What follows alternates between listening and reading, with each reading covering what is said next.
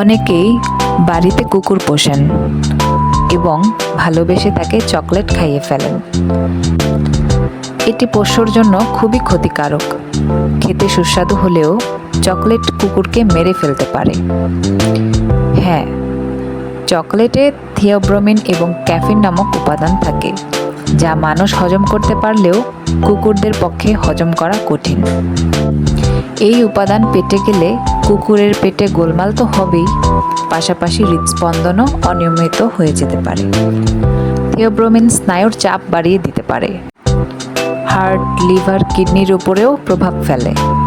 খুব সামান্য পরিমাণ চকলেট খেলেও এদের যকৃতের রোগ হতে পারে। আর যদি বেশি পরিমাণে চকলেট খেয়ে ফেলে তাহলে শরীরের ভিতর রক্তক্ষরণও শুরু হতে পারে।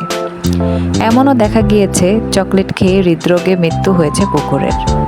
চকলেট যত কালো, কুকুরের শরীরে তার বিষক্রিয়া তত বেশি। তাই বাড়িতে আদরের পোষা কুকুরকে অজান্তেই যেন এমন কিছু খাওয়ানো না হয়, সেদিকে খেয়াল রাখতে হবে।